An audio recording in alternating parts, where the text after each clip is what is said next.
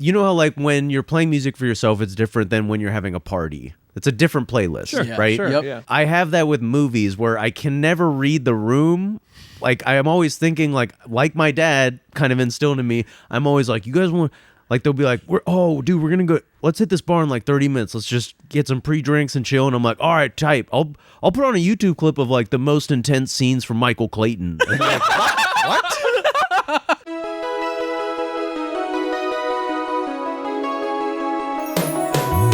Every fucking week, new movies get released. How does anyone ever see these? There are too many movies. Welcome to There Are Too Many Movies, family. Hello. This week on There Are Too Many Movies, we have a very special guest. But before we intro him, we're going to intro ourselves. I'm Chris Collins.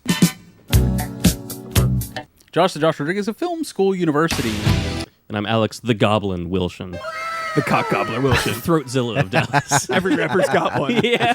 And if you don't know what we're talking about, $5 a month on Patreon. But our very special guest today is a comedian on the West Coast. He's on tour now. He's killing it right now. He's writing for Comedy Central, Vice. He's on tour. Catch him doing stand-up. Zak Toscani is here. Thanks for having me, boys. Of course. Thank you for coming, dude. Anytime. Really appreciate you coming out. Hey, Coming this to is a Dallas? great time. We get to talk soda, talk movies. That's right. Check I'm it right out at on home. Patreon. Do it. Great segue into our Patreon plug, which is $5 a month on Patreon. You get a bonus episode a week. You get access to our Discord. You get all kinds of free shit in there. It pays for itself. You get more content with Zak Toscani talking about the big soda conspiracies. It goes deeper than you thought. It's all the way to the top, brother. It's a lot of fun stuff on the Patreon. Conspiracy theories, abundant, Yep. all the above. You want to hear about the Epstein files? That's it. They're the in there. Patreon. We're never. We read the list in Patreon. We got the Epstein files. We got the Soda Stream files. We Yeah. got everything. Yeah, that's the unredacted files are on our Patreon for Yeah. $5 a month. They let us unredact them just for our stuff. So. Yeah. You guys revealed the Coca-Cola recipe. Yeah. We did. You're welcome. You only know if you have the It's Patreon. green. Exactly. It was a in fact. And I'm bleeping that just so that you have to pay $5 a month to figure out what I just said. So, yeah, join our Patreon, support your local on the internet podcast. But besides that, we're all going to talk about what we've been watching. Zach, what have you been watching? So do you guys talk about like movies that have recently come out or just Whatever. Whatever you're you watching. want. Okay, so Well, first, I heard a joke that you told on stage about your dad. Taking Yeah. you. So I kind of want to get your background on like the movies that you kind of grew up with. okay, yeah. So I have and it's true to life, but my parents divorced when I was young, and my dad just didn't really know how to be a father. So he just like every other weekend he had us, and he was just like, okay, how do I kill some time? So he would take us to the movies, but never age appropriate movies for children. He would Certified just- divorced dad moment. Yeah. So I saw like Son of a Woman Okay. with my father. Al Pacino's. yeah. It just wasn't. I was like, I thought it was a documentary. You know, like, oh, okay, it's probably gonna be good to know what women smell like. Yeah. Didn't understand it at all. I went and saw Primal Fear. Okay. Took me to see Seven. Like, just a lot of like great movies. Yeah. And I feel like I wasn't traumatized in the moment, but it was just a lot to handle. So doing that, I think I have a hole where I'm not a Disney person. Sure. No, yeah. Because I jumped over that shit. Once you go to Primal Fear, Yeah. it's kind of hard for people. Like, you seen The Little Mermaid? And you're like, what's that about? Like, have you seen Sloth from Seven? Right. Like, Yeah, Little Mermaid is the Beauty and the Beast about a serial killer? Right, Yeah. right. Where's Richard Gere in this? yeah. I had a shockingly similar childhood because my brothers were like 8 and 10 years older than me. So I was just watching whatever the fuck they were Yeah. watching. And then my parents at the time were like, they were done with all the kids' stuff. Mm-hmm. So they're like, you're just coming to watch whatever movie we're watching. But We can't do the Disney run again. they're like, no, we're not running it back. You're a Right. mistake. Yeah. This is going to be, you're just coming with us. You're tagging along. So I watched Boogie Nights with my parents. Wow. To be fair to them, they just thought they're not from the U.S., so they weren't familiar with like the porn industry. Right, But they were thinking like, oh, it's just a movie about the 70s. right. Oh, it's Roller just set- skating. and- Yeah. It's Saturday Night Fever, and So turns out it's I- not a porn star with a huge cock. Yeah. And I had a very particular thought. I'm like, that's how big cocks are supposed to be. I'm Oh, nothing. no. When I was like fucking 6 years old, dude. And I'm like, wait a second, what's going on here, dude? So yeah, I had a very similar upbringing, and then I watched Blade, like when I was a kid, a child. All those movies. So I felt kinship to you. Yeah. The TV VCR combo was The Babysitter. Oh yeah. Oh yeah. And then it was like all even when I was in Hawaii with my mom and my stepdad, they just had a bunch of VHSs. They worked all the time. So then you're just like, oh, what's this? What's Tequila Sunrise? Let's watch this. Let's watch Apocalypse Now. Yeah, just seeing a lot of erotic thrillers at like 11 years old. To die you're for. Like, to die for, dude. So many of those movies where at that age, I wasn't able to get the funniness of some, like, obviously To Die For is, it's based on a real story and it's tragic and all that, but it's like also campy. very, camp, exactly. It's the right word. Where as a kid, you just don't pick up on any of that. So you're just like, oh, this is a really fucked up movie. Yeah. And it's so serious when you're a kid watching it. Like when I saw that, for instance, or like any other erotic thriller like you're talking about, I was like, Ninth Gate. I was like, this is what adults do? Yeah, I was like, yeah. wait a minute, you can fuck the devil? That's what happens in the Ninth Gate. He fucks the devil. Or a devil's advocate? Yes. You're like, Yeah. wait, that's his sister. I was like, dude, Al Pacino's the fucking devil, dude. Are you kidding me? And like for the longest time, that was like the picture of the devil. It wasn't the guy with the fucking pitchfork. Wasn't Legend. The devil's an Italian man, a small Italian man. He's like, oh God. That would be wild if the devil was Al Pacino. It was me. Yeah. Dude, he makes so much sense as the devil. It really does. Yeah. It clears. I like younger girls. Great ass. And when I saw like Goodfellas or Casino, I was like, oh, men just beat each other up in the street for nothing. Until it's nothing but blood. Yeah, this, Yeah. this is what being an adult is what you thought, basically. Yeah. I was like, oh, I have to like be wary of getting pistol whipped, From my neighbor across the street. Yeah, just Right. from my neighbor, Yeah. Dude, movies are scary. Oh yeah. And then my stepdad he showed me a lot of comedy. So like Coming to America. Okay. Yeah. Just all the things that were also probably maybe too adult, but in a completely different way, which I think helped. Yeah. Where you're like, oh, okay, once you kind of comedy is maybe a little easier to latch onto as a kid, than camp or Yeah. serious drama or melodrama. Yeah. Although there is I remember when I was a kid, there's I can't remember the name of it, but it's a black comedy movie, like it's dark comedy, and it's like Friday? No, it's like dark. It's like a bachelor party in Las Vegas, and they accidentally kill the stripper. Oh, The Big Hit, right? Or no. Fuck, what is that John called? Favreau, right? I think Christian so. Slater? Yes, Christian Slater's in it. Slater. I can't remember the impression. name. But either way, so they kill the stripper, and then the movie's the fallout from killing the stripper. They gotta hide the body. And I remember it ended, and I was like, I don't know how I'm supposed to feel. I'm gonna feel search fucked up. Killing stripper on Safari. And then I told my mom I watched it. She's like, funny, right? And I was like, my mom's fucked up. Yeah. Like- Why did you think that was funny? Yeah. That poor woman died. Yeah. I'm looking it up. Movie. It's gonna bother me. Safari's gonna flag me. Very bad things. Very bad Very bad things. things. Classic, dude. Yeah. John Favreau. Very bad things. Hey, we did a very bad thing. We killed a stripper on accident. Whoopsie. Oopsie daisy. Oh, now we got a lot of stuff to do. Now we gotta cover up the murder. Hilarity ensues. It's kind of a slapstick. Yeah, she just had to bleed everywhere. Oh my god. That evidence. bleh. Just victim blaming Yeah. for 2.5 hours. That scene was hilarious when they destroyed all the evidence. That was Yeah. so funny. That's a funny comedy. Feel good. And then it teaches you how to destroy evidence too when you're a kid. You're like, oh, you just got to get rid of that. Whatever you did. I'm gonna shave my Cover that. whole body. Can't leave anything.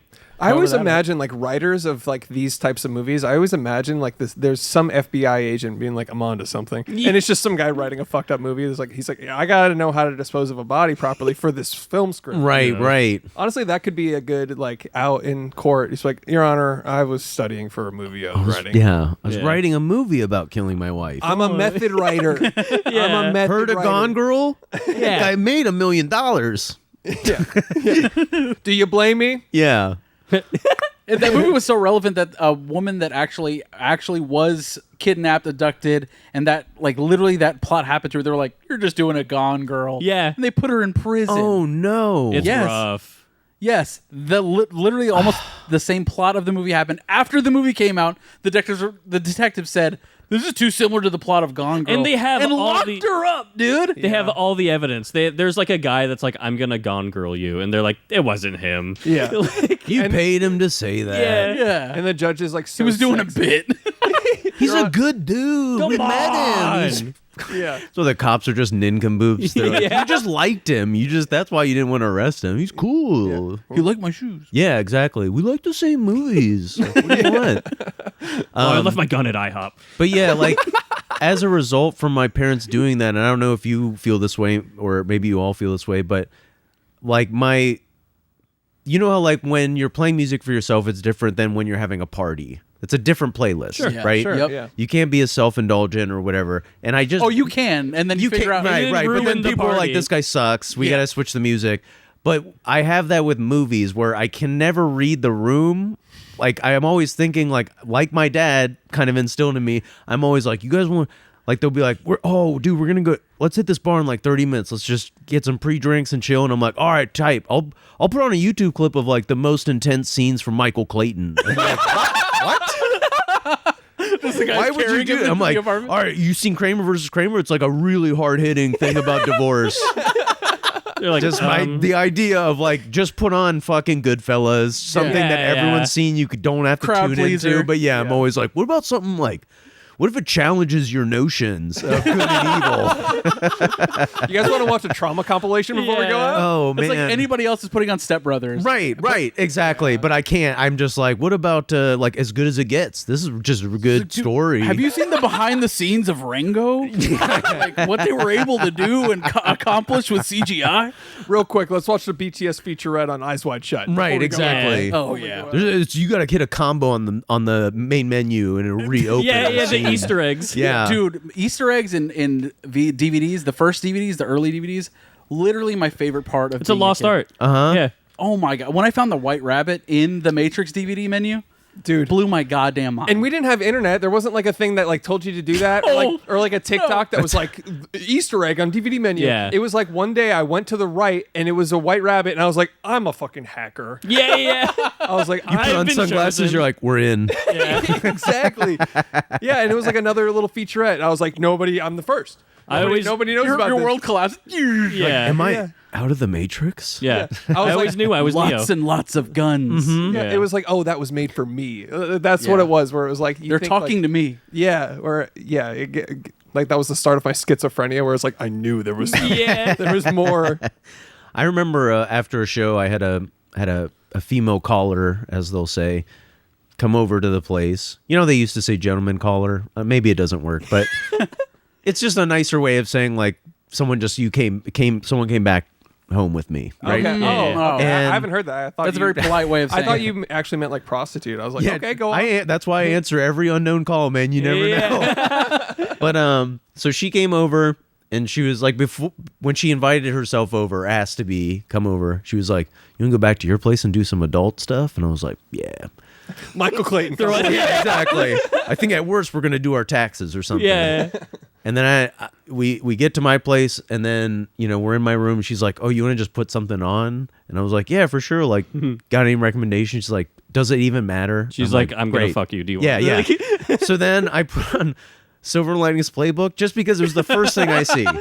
Sure. It's just right there. I was like, go Netflix. Oh, right there. Boom. That's something. And she goes, "What's this?" I go, "Oh, it's a Silver Linings Playbook." And she goes, "Don't be a pussy." Oh shit. And I was like, "What do you mean?" She's like, I don't want this. Put something on with some action. And I was like, okay. I will go back. And now I'm kind of mad because Yeah. at first you say it doesn't matter. Now you want some action. So then I put on Good Morning Vietnam. Yeah, let's see who's the pussy now. Yeah, exactly. Yeah. What about this? It's war, but a little different. Yeah. How about Hamburger Hill? Yeah. Yeah. We watched the movie for 20 minutes. Then she fell asleep and then it didn't go anywhere. That's hilarious. But it was just kind of like I self-sacrificed. I knew Yeah. putting on that movie, it was not gonna. You stood on your principles. Yeah. Yeah, I was like, at this point, you said this is double speak now. Yeah. Yeah. You're gaslighting me. Does it matter or does it not matter? Yeah.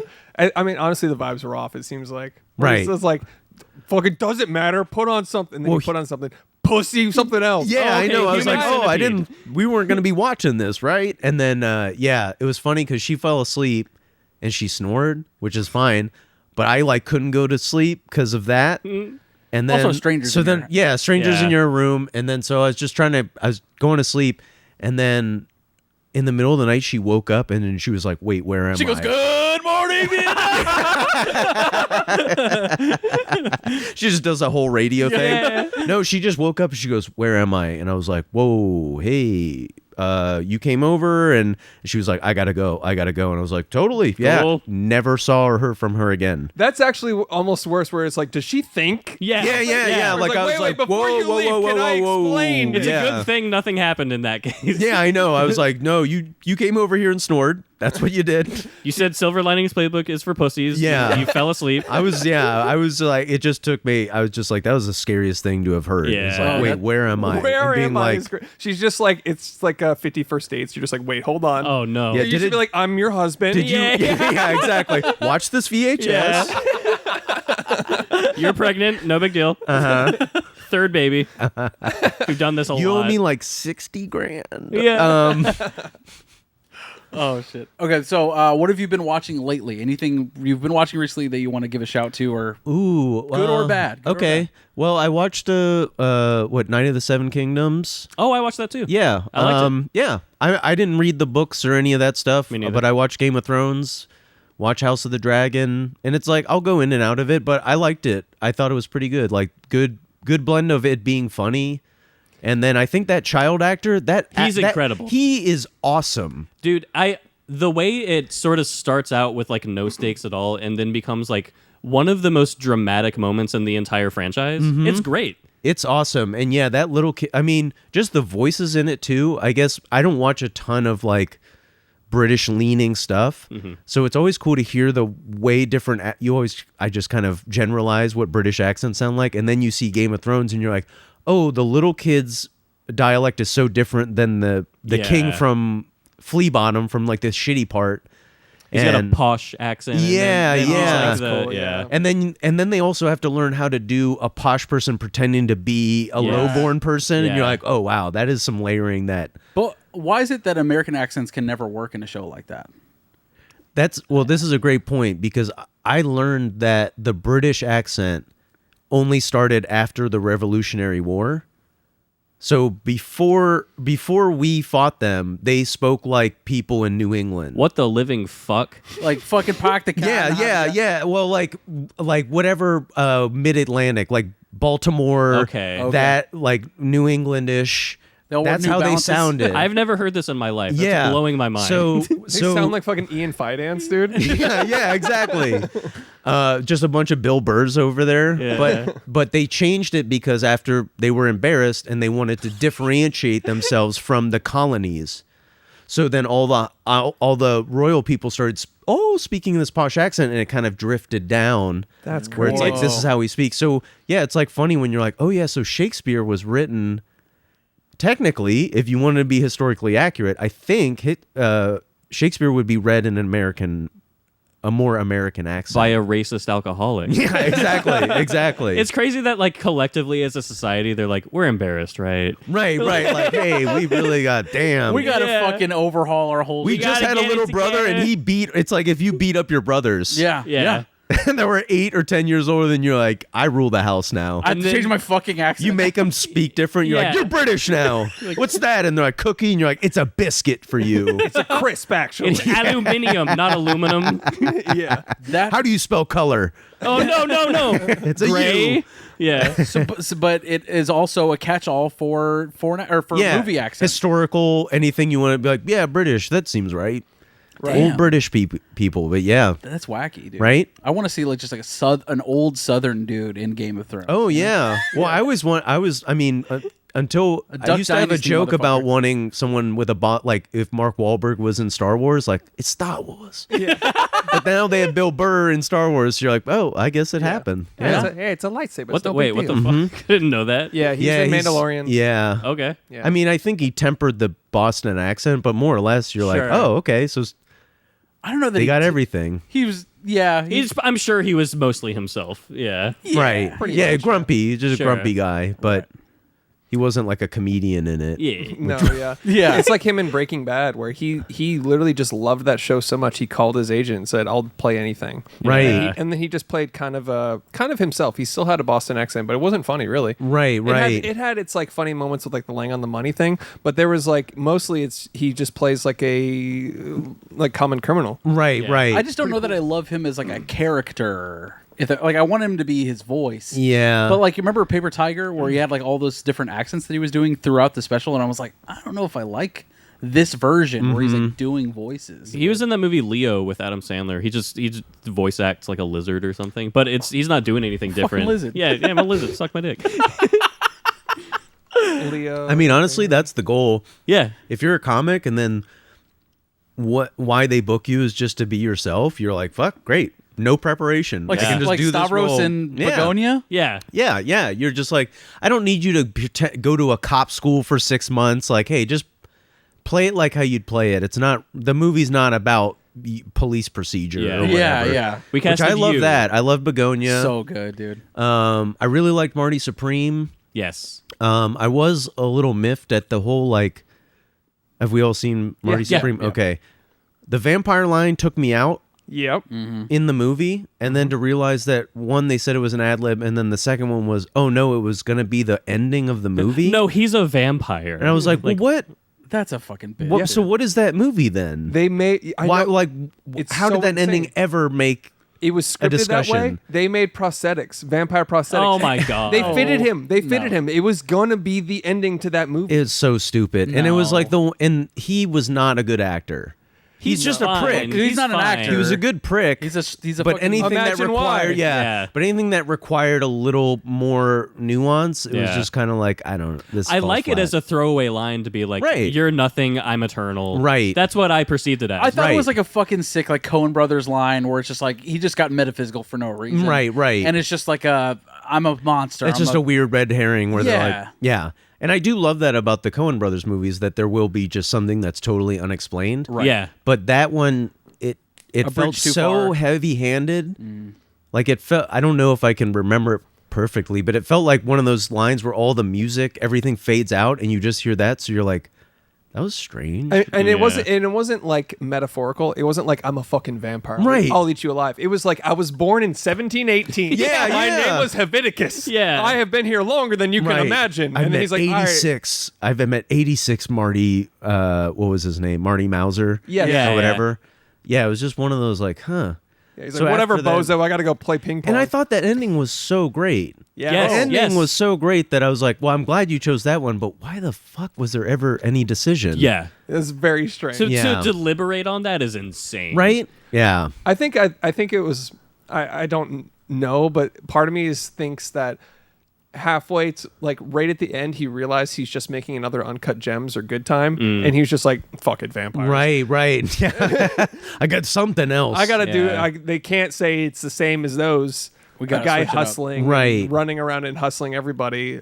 I can't have another 2 hours of that. Right. So guess what? Marty every- Supreme's now a vampire movie at the buzzer. Right. Yeah. And everything else felt right about it. Like, you know, the fact that it was all 80s music was a easy way to translate. Like, this guy is maybe ahead of his time in the way that he's trying to con people. Yeah. Yeah. Or the way that he's moving. He's basically like, what if Donald Trump lived in the 60s or the 50s? Mm-hmm.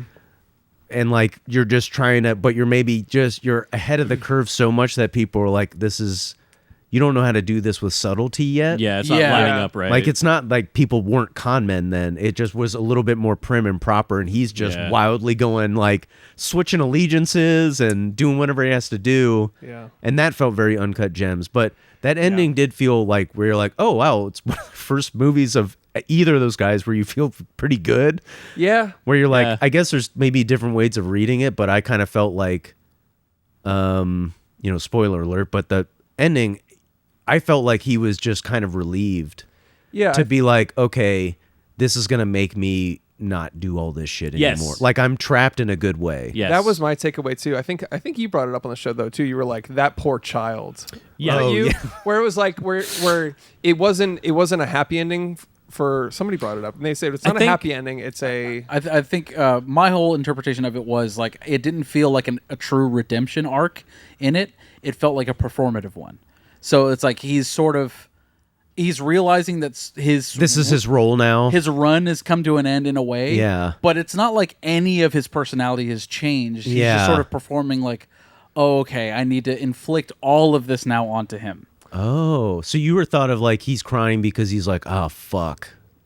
Okay. I saw it as more of like but I'm overjoyed. Maybe it's both. I think it's both. Yeah, I think it's a combination of both.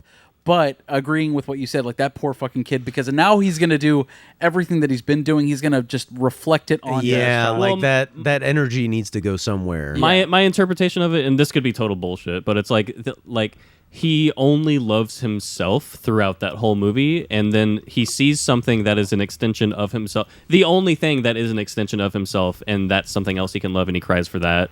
It's light and dark. It's kind of it is part of like realization, like the jig is up. I'm gonna stop being like this, but then at the same time, he treats everybody like shit. And it's kind of sad. The only person he might not treat like shit is an extension of himself. Yeah. Right. But it's narcissism. But you're like, well, but I mean, if you're gonna have a kid, maybe for you need to see yourself in them. Yeah. Otherwise, there won't be.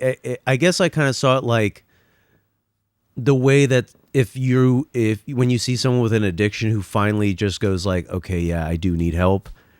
That's what it felt like. True. Like it was the beginning of maybe a change. Yeah, or a beginning of like, you know what? I am fucking tired of this. I am tired of just Oh, but regardless, ping ponging. Yeah, but regardless of how he felt, he does seem like the type that's going to go out for a pack of ping pong balls and never come back. yeah. So Marty Supreme 2, vampires are back. Oh, shit. dude. Even Gwyneth Paltrow, though, I thought she was like the best through line, Yeah. the best arc of the whole movie, because she is personifying the audience. Right. Because it's like all of these characters you've seen before. Right. You've seen all of this before. Everything that he's doing, he's trying to trick her into like, I'm returning your necklace. Yeah, she's like, I know what you're doing. She Yeah. sees right through it. And she's like, and you're not very good at it. Right, Yeah. right. Also, like, that was the one thing was just the whole, like, you're having sex in a park? Like, what? Like, this is just madness now. Yeah. Yeah. But she's like the audience in that, like, he's this shiny new thing Right. that we're all obsessed with. He's a new actor that has the hot streak and everyone loves him. But she's using him in a way. And then when he starts to get desperate, she's like, okay, dude, like, you're overstaying your welcome. Yeah. She's the audience in the movie. Yeah. I love her character so much. And at her age, she can see through his. She sees it all. Yeah. His youth. And she's just like basically rolling her eyes at him the whole movie. And it was such a perfect casting decision on their end to choose her because she has been with all of them. Yeah. All of those hot actors that are now kind of in their twilight, Come and gone. Yeah. Right. She's been through all of them, dude. She's shared the screen with all of these guys, and now that this fresh new baby-faced actor is here, to pair her with him, genius. Yeah. Imagine though, like really, let's like see it out. Imagine you're watching this ping pong hustle movie the entire time, him conning and running and doing this, and then at the buzzer when he's at his show match, like what the entire film or his personal vendetta is built up to, the guy pulls out vampire teeth and bites him. Yeah. Can you That's imagine? crazy. Can you imagine? He's like, oh, so From Dusk Till Dawn can do it, but I can't. Okay. Right. Okay, so I thought I was thinking Sinners is one of the best movies of the year, but my movie doesn't fucking, like, come on, dude. Yeah. I mean, on one hand, it would be impressive just to be like, wow. I Fuck mean, it, yeah. It's one of those things that as I've gotten older, even if something doesn't work, I'm impressed by damn, Just a that big you went swing. on a limb. Yeah, Yeah, like they um, went for it. Right. Like I always think of what was it? Into the Pines or whatever? Place Beyond the Pines. Place Beyond the Pines, right? And it changes perspective 3 times. And even though I think I like that movie, but I don't think it's a great movie because when it changes perspective, it kind of lags for a little bit. But I was like, I admire that choice. That's a big swing. I felt that about Weapons. Yeah. Like I loved the concept of Weapons. I was very excited for it. I didn't love every story that whenever they switched, they did the Magnolia situation. Right. You get 10 minutes of like, okay, wait, I got to wait for something to get crazy. But ultimately, it's like it's one of the best original horror movies I've seen in a long time. It ripped. I mean, Yeah. I can't think of another movie, horror or otherwise, that it was everyone had such a visceral reaction to the end. Everyone's like, yeah! Yeah. Like that kind of catharsis at the end of a movie, and they just rip her up. And Yeah. I was like, wow, that was really. I'm glad I saw this in the theater. 100%. How many horror movies have a actual like fucking cheering like ending like that movie does? Just those kids tearing through those Yeah. houses, Excellent. The comedy of it is climbing insane. over the fences. Yeah. It's a slapstick moment to end one of the most dour horror movies that I've seen in a long time. Dude, it is sad, especially when you have like the kids narrative is like one of the Oh last God! ones. And he just goes home, and his parents are still sitting there Yeah. with fucking Yeah. stab wounds in Yes. there. Yeah, And then to choose it to end it on like a comedic high note, dude, brilliant. man. Yeah, that guy can make a movie, man. Yeah, absolutely. Yep. He's doing Resident Evil. I'm excited about that. That's crazy, huh? Yeah, yeah. I forget who I was talking to about this, but we were talking about like when you played Resident Evil, and they were like, "What was that police station like before the zombie apocalypse?" Like, oh, I got to go into a meeting with the chief. I got to put together this puzzle. Yeah.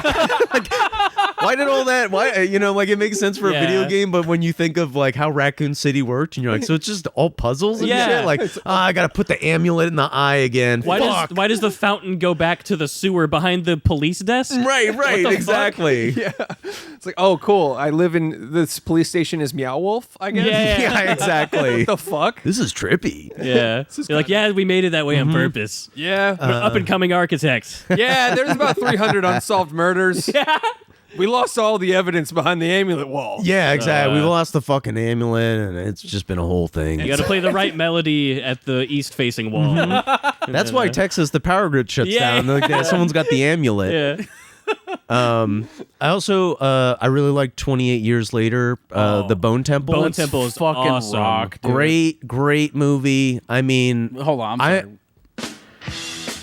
It just fucking rocks, yeah, dude. It that like nothing took me out of it. Some people told me that they did not like the Iron Maiden scene. Oh, that's insane. Fuck Loved off. it. Yeah. I loved it. I It was- so earned, and like the stakes of it all, it made total sense in the story why this was happening. Yes. I loved the stuff with the alpha. Like it probably I feel like it wasn't like that and Day of the Dead are the only two that I can think of that do that. The sort of awakening zombie. Kind of like, wait a minute, what if we could? What if it is something that is correctable or teachable? And I loved that. What's so funny is the people that hate that are like, "What the fuck? You can't just change a zombie back into a like." You Yeah, know what yeah. you're saying? Like, that's Right. not based in biology, Right. man. And also, yeah, if you want to be pedantic, it's like these aren't zombies, it's a rage virus, Yeah. right? So Yeah. they're not dead people who are brought back to life. They're alive people who are just running on Yeah. whatever the fuck. And I love to see that moment where you see what the alpha's perspective is and you go, oh, it just changes the way that you see them, where you're like, oh, they're terrified. yeah. And that's They something I perceive never threats. Yeah, I never thought about that until it showed the POV, and I was like, "Oh fuck!" That's because they're freakers. They're freaks, and they freak out, and they're And they're just freaks. hungry and Yeah. they want to eat brains. Yeah. What's the best part of that though is they actually allude to it in 28 Weeks Later. Do they? It's been years since I've seen that one. Oh, really? When the dad turns, he sees his children as like it's a glimpse. It's barely there, but he kind of sees them as like they're fucked up. Like they're the demon or something. Yes. Oh, yes. okay. It's barely in there. Yeah. You could fucking blink and miss it, dude. It's one of those things where it's like, if they did a callback to Weeks in that way, Right? I'm fucking on board, dude. That like because of 3 and 4, it's become my favorite like horror series. And I wonder if that lends itself because it's the same writer, right? Yeah. So it's Yeah. like, oh, this is my material, so I'm aware of what the things I established and how it can lead without it being such a huge part. Like they showed it one time in that movie and that was it. Yeah, it's like this piecemeal world building. Right. Like, Alex Garland is the fucking man. He's dude. I mean, there's not many movies where I have to like really look away, and some of that Jimmy stuff was rough. That was brutal. Like The to me, it's charity- always when kids are doing it to kids, I'm kind of like, fuck, Yeah. man, this the is removing brutal. of the shirt. Yeah. Did you see Bring Her Back? No. Dude. You Okay. really- you would That like is some rough stuff. Okay. I was like, the only one I could think of was the scene in Doctor Sleep Okay. when they pick up that kid who's the Christopher baseball Murphy. player. Yeah. And that I mean, Jesus Christ. And I've seen I'm sure you're aware of this too. Like, they've interviewed the actors and they were like, that was a fucked up scene for us to do because the kid actor was so good. Jacob Tremblay. But they were like, but what was great was when they yelled cut, he's like, all right, that was fun. Like, we should do that again. And they were like, that was wild, dude. Like, all you their put us actors through. are traumatized. Yeah. And I fucking love Dr. Sleep. I feel like, I guess in the same vein of the 28 years later, it kind of, I mean, again, I didn't read the books, the Stephen King books, but it felt like it explained a lot of The Shining, and it added to it. Like, to me, the explanation, I wasn't like, I didn't care about how this works. I was like, oh, it's steam. They're like feeding off the fear. Oh, fuck, that's awesome. It is very much a perfect bridge for what Kubrick did to bridge what Stephen King wrote. However, like, I was joking because we fucking notoriously hate Dr. Sleep. Okay. But because we love Stanley Kubrick's Shining so much, like, that feels like untouchable in a way. But for fans of Stephen King, it makes sense that Dr. Sleep is a hit, right? Yeah. I mean, I guess I'm coming from you guys. I only liked The Shining. I never read the Stephen King books. Sure. But yeah, to me, I guess I liked all those decisions. I liked that he casted actors who weren't, it wasn't like, hey, we're going to put fucking de-aging or CGI. We're just going to get someone who kind of has the same look or vibe. I enjoyed that about it. I like that director a lot. Flanagan. Yeah, and he's doing the new Exorcist. I'm excited about that. He's doing Clayface, right? No, he wrote it, I think. Okay. Yeah, someone else is directing it. Because yeah, I mean, I love horror movies. So, The Last Exorcist was terrible. That was the David Gordon Green one. That was, I just really did not care for that. What is it? The First Omen.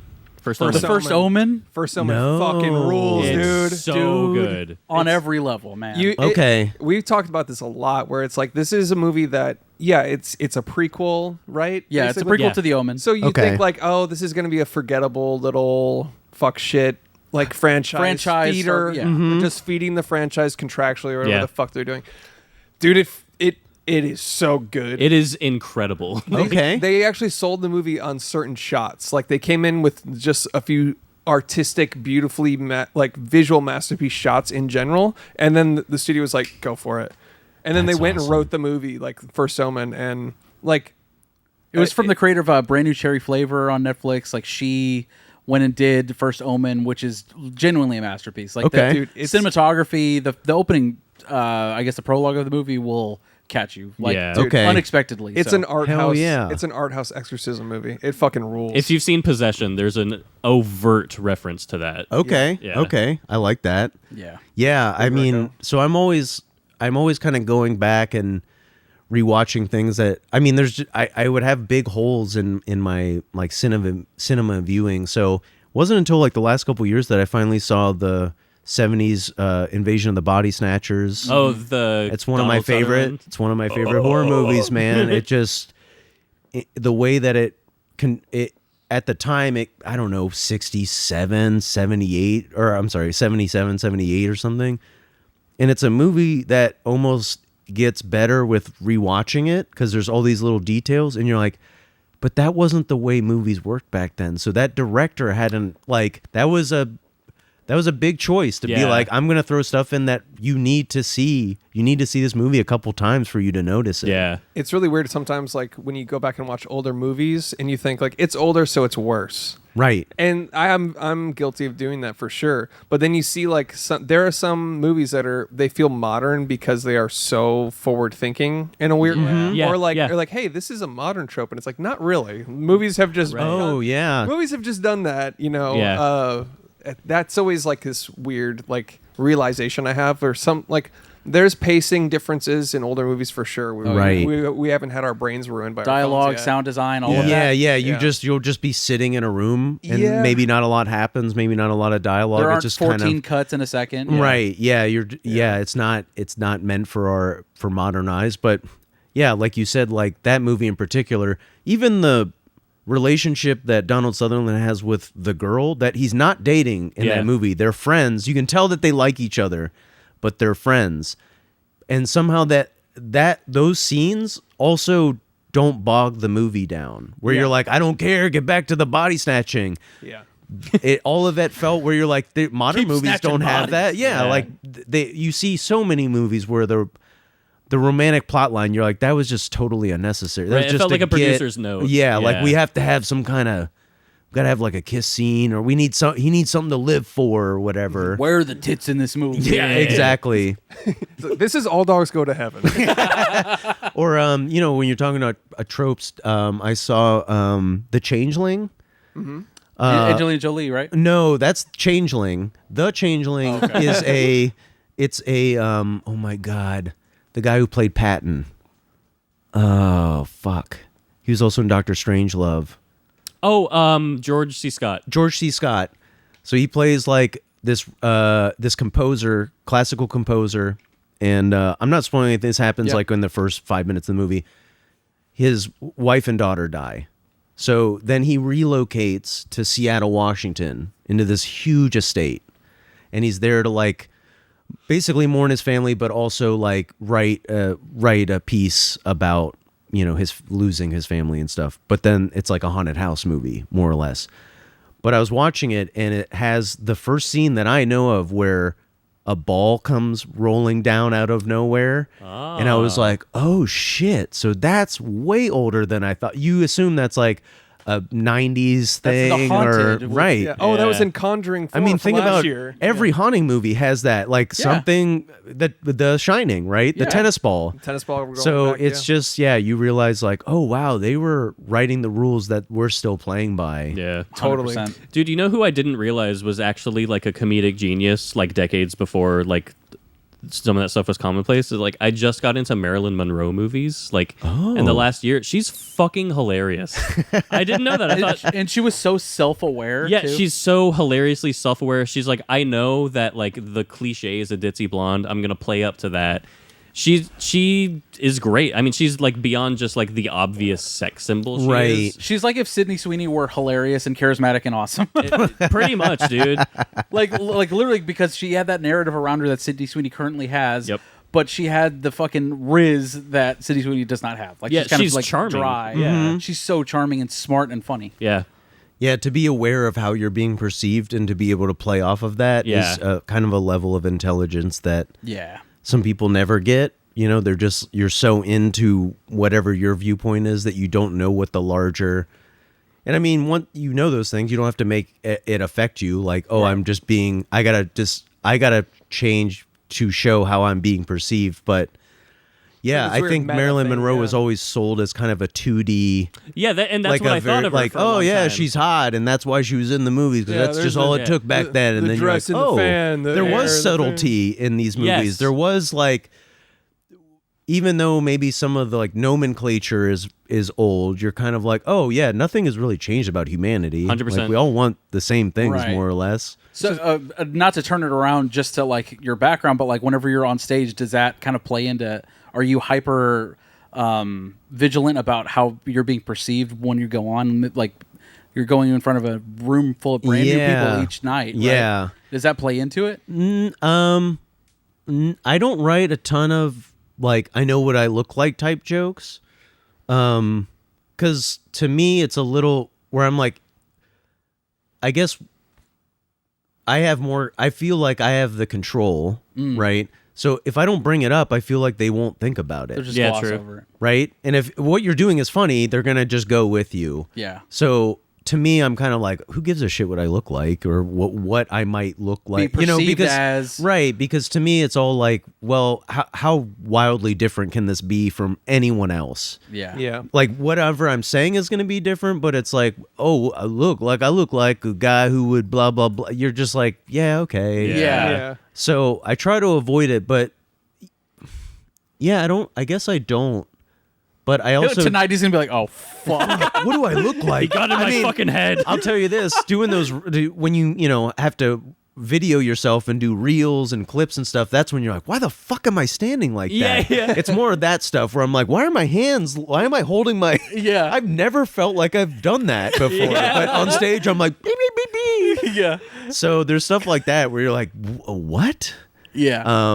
And that can be trippy. But no, when I'm up there, I'm kind of not. I mean, sometimes you're like, do I look fucked up or do I look more tired than I? But yeah, I don't. I don't think about it so much. I feel like with acting, it's a whole different ball game. Yeah, because you kind of are being hired for your looks, not You're like, what do they want me to be Right. Yeah, for this yeah, movie? a certain thing. Yeah. Whereas the stand-up, you're like, well, I'm going to be me, Yeah. and you're going to like that. Right. Because, ultimately, if I'm feeling better about what I'm doing, then the audience is going to be more receptive to that. Yeah. Like you see, like I think about this all the time, that I'm kind of glad I didn't start comedy now, because social media would really fuck me up.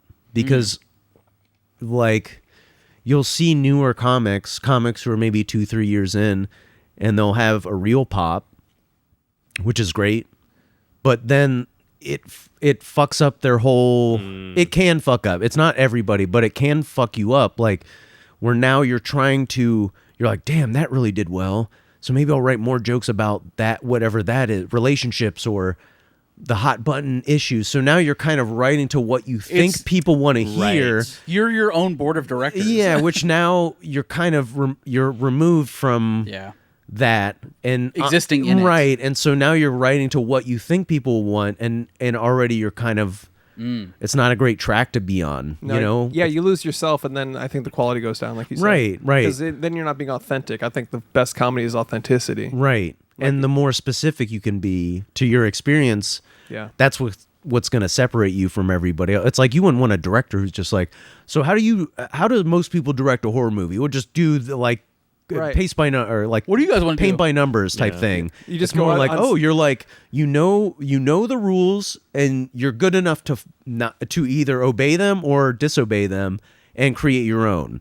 Yeah. Right. Yeah. But you kind of have to have the experience of, I mean, that's why you got to be bad for a while, You gotta learn. That's why I liked, we had the internet when I started doing stand-up, but it wasn't like you're not recording yourself, you weren't putting clips up, and I don't mind that, because to me, it does feel like that's the most earnest way I can market myself. True, yeah. If you want to come see me do stand-up, here's a video of me doing stand-up. Yeah. Right. Yeah. So It's it is- rather than just you on a poster, like, Right, exactly. It's the most earnest way of you showing exactly what you're about to see if you want to come see this. Exactly. you know what you should do is like the reel that like you put out to promote your shows. Then you should just walk out on stage and play the reel into the microphone. This is what you paid for. Welcome Yeah. to the show. Yeah, just I don't know. Which one was it? Yeah, Was it yeah. this I got a one? really Yeah. funny one here somewhere. Oh my god, she just texted me. That's crazy.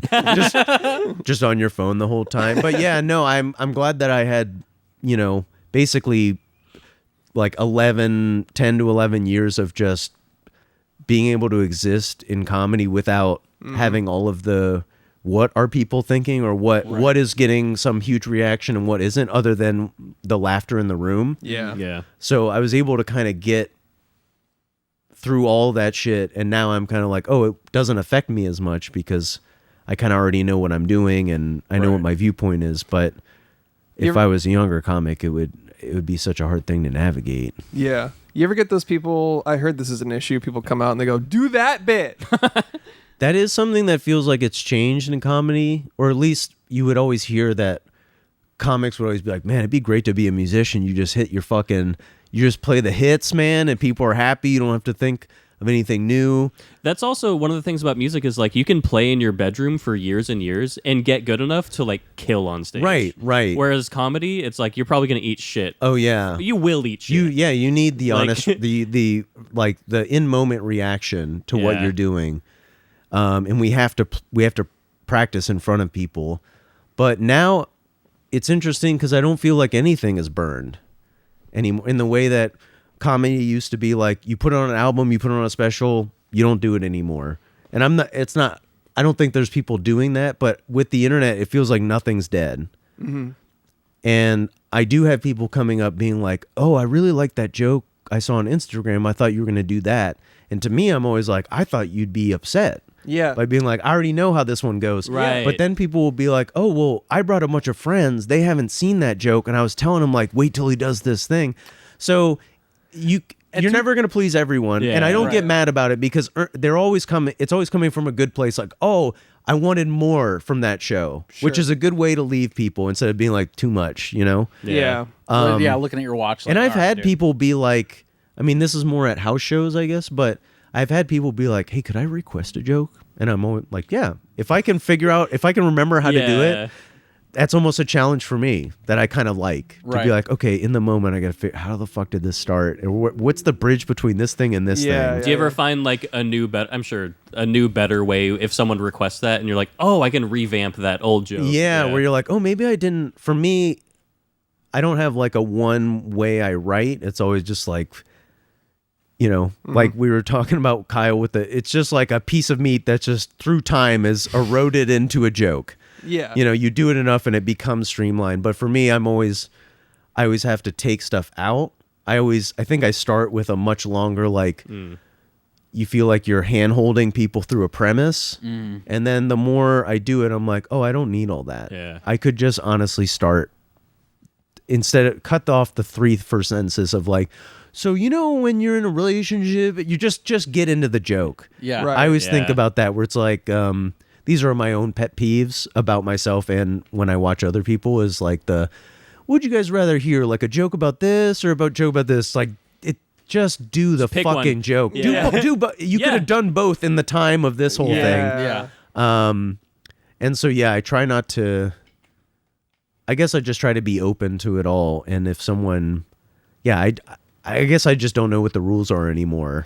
Well, technically there are no rules, but I think like stuff like that, like what you're talking about, where it's like, hey, I'm the dancing monkey. Which dance do you want to see? Is crazy to me. Yeah. To think about that, but especially for things that are like it's not music. It's not like something that's like it's just crazy to me. I don't know. Right. Well, it's like you're saying like, hey, be a different person now. Yeah. And go. Right. it takes the illusion away from me because if I'm in the audience and I'm like watching somebody go, like comedy.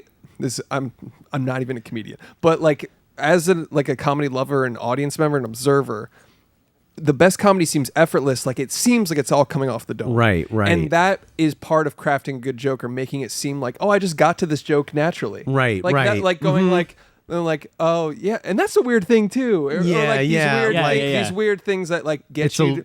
Peeks behind the fourth wall. Like, pay no attention to the man behind the curtain. Exactly. Yeah. There is a lot more order to this than chaos. I think the best comedy is when someone comes out and just seems like they just talked and riffed.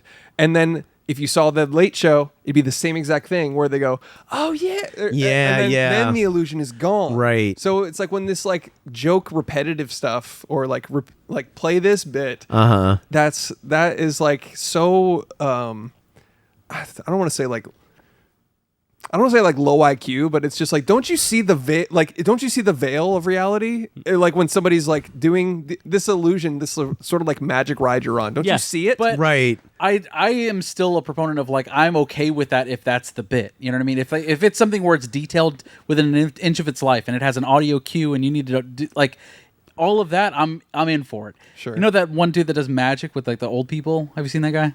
Are you talking about the Piff the Magic Dragon? No, I don't know. I don't know. Oh. Anyways, he does a bit with an old lady and like a different old person each and every time. But he's like, and throw the cards in. He's a magician. Throw the cards in the air when I count to 3. But she's already thrown the cards in the air, and then it's the same reaction every time. It fucking kills every single time. Yeah. I mean, it is the thing where even comics that I really enjoy, and it's not even a judgment. It doesn't change my perception of them, and I have this too. Sometimes you get so many common answers to certain things. Like, I do a joke about having a history degree, and I'm like, oh, anyone else got a liberal arts degree? Kind of sinking them like a stone. And people raise their hands, and then there's ones that I get, like I'll get an English major. So then I already know what I'm going to say. And I was thinking about, man, if people came to back-to-back shows and they see another English major, they're like, oh, he's going to say that. And there's something, I think it's that stuff. Like when it's part of a joke, I think they're like, well, yeah, this is how you tell it. And every detail is dependent on the next thing and you're building tension. But when you're doing more or less crowd worky stuff, I think people really don't want to see that, hey, a lot of comics that you might think, damn, and some of it is off the top of their dome, and some are really fucking good and can be totally present in those moments and always have something new to say. But I'm not that type of person, so yeah, I gotta have I might have 3 different things I can say, but I gotta cycle through. Yeah, Sure. Yeah. And You repeat a joke and some guy in the back's like, hey, yeah, I saw that at the early show. this guy's full of shit. Right. Also, tell this other joke I saw. Yeah. But yeah, I mean, I guess there's different ways you could look at it and take it. And I guess the way that I could get mad about so many little things or little minutia, but at the end of the day, I'm like, I guess it's a cool position to be in, to have a free bird. Mm-hmm. Oh yeah. To have someone be like, play this one. Yeah, Ron versus White, I got thrown out of a bar. Right. I had like 8 years of no one knowing any of the jokes that I told. So in some ways it could be annoying, but on the other hand, I see it as like, fuck, that's pretty cool, man. Yeah. Yeah. I mean, I still make the choice. I can still make the choice of whether I do the joke or not, but that's not a bad thing to have. At Where that people are point- like, I love the dude. Tell that one. Yeah, you yeah. know? At that point, they're so honed in after 8 years, like you just said, that you're like, oh, this is gonna kill. Right. Yeah, right. true. Like, Exactly. Like, this is tried and true. I know exactly how this is gonna hit. yeah. Like your favorite pair of jeans or something. It's like, oh, this is fucking great. Oh yeah, this shirt always fits. Yeah, you know? yeah. Yeah. Even though I just had 4 Dr. Peppers. It fit just fine. I had a big yellow. Did you watch Wuthering Heights? I haven't watched Wuthering Heights. It's great, man. Okay. I I mean, mean, hear a lot of different answers. the I mean, you have the a liberal trailer arts looked degree, so I the don't trailer know. looked cool. Like it looked like a music video. Like it all looked It's a damn intricate. good trailer. It's a damn good and- trailer. and like really cool. Just the shots and everything. I was like, oh, I bet that's a cool looking movie. But I don't know the discourse around it. Like that it's a book but the movie is like her interpretation as a teenager reading the book. Right. Like all that doesn't. There's no weight to me on that. I'm just like, oh, I bet I could watch it and just be like, oh, that was cool. Pretty much. Yeah. That's yeah, exactly yeah, what we did. Yeah, yeah. Yeah. We didn't have any reference for the book, but it's just a fucking kick-ass movie, dude. It's like Romeo and Juliet. Okay. The Baz yeah. Luhrmann Yeah, Romeo yeah. and Juliet. I love a Baz Luhrmann picture. Like just what we were talking about, where you're like, the man makes a spectacle. Yeah. You know? A maximalist. Yeah, yeah. I didn't even mind the Great Gatsby movie. That I was- thought parts yes. of that were really cool. Yeah. Just Yeah. yeah. You have that shot of Leo with the fireworks and Oh yeah, iconic. I know. Some of them just live where you're like, oh yeah, that's gonna be an iconic shot for forever now. This is gonna be Yeah. a GIF I use on all of my work. Congratulations. Yeah, yeah. And that whole like, I don't know. It's just kind of like This is gonna kill in teams. the whole. It's weird when people were like, I remember with that movie, people were mad like, "There's a Jay-Z song." Yeah. Remember, because that was the whole thing, was like updating what was opulent and just being like, what if it was our music? Like it gets you into it a Sure. little bit more versus like. Yeah. That didn't bother me. You're like, it's a Baz Luhrmann picture. Yeah, what what did are you you think was gonna happen? expecting? You think it was Yeah. gonna be period accurate? Also, it's like the 10th time this story has been adapted. Like, quit Yeah. whining. Yeah. And the way you said the Wuthering Heights thing, it makes so much more sense when you said this is her interpretation of reading it as like a horny teenager. Yeah. Where it's just like, oh, like you're like it is kind of smooth brain, 3-head, like, oh, it's kind of dumbed down version of a puffy dress piece. Mm-hmm. But it kind of fucking rules. And it has Charlie XCX, kind of like how Jay-Z was in Great Gatsby, where it's like it's got modern music in Yeah. Right. the thing. It's like, who gives a fuck? It's just a hot Yeah, fucking yeah. It's for women who read spicy books, dude. Yeah. Right, Like, right, it's awesome. right. It reminds me of the movie that Sophia Coppola made with Marie Antoinette, right? Because Yeah. they use like Yeah. stroke songs, and she Yeah. had like Converse All Stars. Yeah. And every once in a while, you'll see it online where someone rewatches that movie and they're like, "Hey, why the fuck does she? This is like an anachronism." And you're like, "Oh my god, you didn't." Just you didn't. Same thing with like get it. Marty Supreme, where you're like, "Oh, it's all." I think the first couple music drops was like, "So is this all like '80s music?" And Yeah, then I it kind of ends was on- like, "Oh, okay, Yeah. all right." If you have a problem with Tears for Fears ending a movie, it's like, what are you Oh, doing yeah. with your life? Man, you think about how many like movies and television shows like how much more money have Tears for Fears made just because of that movie, where everyone's like, "Oh yeah." Not that song ever really dropped off, but I can imagine like how many, or the Stranger Things, the Kate Bush song, Oh Yeah. my Yeah. god. where you're yeah. like, "Oh yeah, you can just be like doing pretty well, but maybe your hit, was in the 80s, so you're kind of just like, all right, well, it's kind of trailing off, Yeah. and then bam, you're just right back in the zeitgeist." Well, that's what happened that's how I discovered 80s music and like fell in love with it, was Donnie Darko. Tears for Fears, yeah. head over heels in Donnie Darko. There's like this whole like school montage walkthrough scene with head over heels. And you're I was like, shitwiththisvibe.com. yeah, more of this. and that became Shazam. Yeah. But yeah, like exactly, where there's a whole new generation now that knows about Tears for Fears because they went to the theater and saw Marty Supreme. Right. And it's like they might not have caught that until later in life or some other time. Yeah. Or Iron Maiden with the Bone Temple. Or Yeah. dude, any Martin Scorsese movie. every single time. Yeah. Oh, people be knowing about the Rolling Stones. Oh, yeah. But He's seriously, keeping them alive. Does he imagine have a contract with them? What Right? the fuck? Yeah, right? once you frame it in that, because it almost becomes like a de facto music video. When the right song is put in the right scene, you're Oh, like, yeah. this is the coolest thing I've ever seen, Yeah. and now I'm a new person. Oh, because yeah. I watched the fucking Freebird scene in The Devil's Rejects. P.T. Anderson with One Battle After Another. You got some you got some just the needle drops on Yeah. that are perfect. Like really, really well timed. Aside from the fucking piano, blah, blah, blah, blah, blah, blah. See, I like that stuff It's where you're great. like, I oh love god, it. Yeah. just just that alone gets you like, what the fuck is happening? yeah. It's perfect for the movie. Yeah, absolutely. I saw this really funny like video. It was like a meme of this guy who's just like the composer of One Battle After Another, and he's just like eating an apple, like beep boop. Beep. Yeah, Like he's not even paying attention. He's just going yeah, just a cat walking across a Yeah. piano Yeah. frantically. Exactly. pretty much. Yeah. So yeah, come to think of it, it's like those were probably more 70s, but 80s, and then yeah, like 28 years. The Bone Temple was mostly 80s stuff, but different, like Yeah. British. Radiohead, that drop in it. Yeah. Oh, everything in its right place is such a cheat code, dude. That song. And we haven't heard it for a while. No, You know what I mean? Like that's a beauty. Vanilla Sky had it, but Yeah. so he gave it enough time Love Vanilla Sky. to come back. Or who's the director? Nia DaCosta. Yeah, nailed it. Yeah. It was such a great movie. And before that, it was in The Creator, briefly. A movie Yeah. nobody gave a fuck about. That movie was Was the not- with John the David Washington? Yeah, the robots. Yeah. I just remember it from the viral marketing where they were like putting them in the Super Bowl. What? People that dressed like the It was after the yeah. Smile marketing campaign. They were like, let's just do that. yeah. Just put him in the world, and then we'll be like, come see the movie. I didn't see Smile 1, but I saw Smile 2 in theaters. Sometimes you're on tour and you're just like, dude, I got 4 hours to kill, like whatever this is. I'm going to do a shitty podcast, And I was like, or I'm I- going to watch a movie. Right. Well, it was like I didn't see the first one, so I was like, oh boy, I wonder if I'll be. And it's a continuation. I still haven't seen Smile 1, but it's a continuation. But I was like, what a great horror movie. Yeah.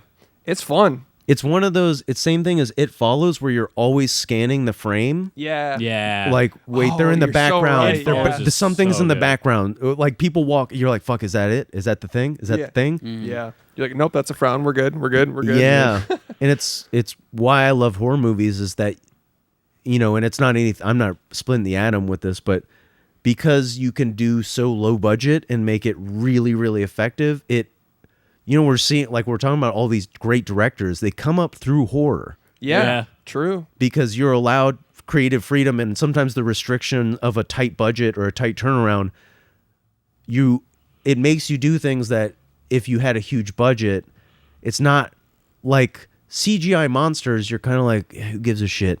But you see those old horror movies where like, we don't have the budget to show the monster. Yeah. So we just got to keep that tension up. And you're like, that's better. Steven Spielberg, The dude. restrictions around what you can do, like with Jaws or with Alien, Yeah. Yeah, exactly. are what make it a superior film to like, now you give that to anyone other than Ridley Scott. They're like, we got to show the alien. Like, it's got to be there every 5 minutes. We're building toys off of it. Yeah. And- Yeah. It's gonna be broad daylight. right. We gotta see 10 of them. exactly. There are 10 variants. We got to sell 45 comics. Right. Yeah, we got a contract with Mattel. We gotta fucking get this shit Yeah. going. Or like the Signs, right? Signs held up. yes. Like the footage in like Buenos Aires. Yeah. That was perfect. But then when the aliens start sticking around, you're like, all right, so Yeah. it's a pretty 2D. 100%. Like even through the television, you're kind of like, so he's just like, yeah, it's like just a basic character game Yeah. movement. It's his idle animation. yeah, It's that, yeah. it's that the alien get the doo doo doo. Yeah. It's the Ally In the McBeal, reflection. the Ally McBeal baby. Yeah, dude. I wanted to ask you though too before we wrap this up. I wanted to ask you: is there a movie that's like when you meet someone new and you're like, okay, how are you gonna feel about this? Is there like a beloved movie in your thing where you just go where you're like, if you don't like this, I don't like you. We're not Yeah, gonna vibe. like you don't pull it out on everyone because you're like, I kind of don't want to know if you Yeah, would like this or not. Yeah. That's a good question. That's a really good question.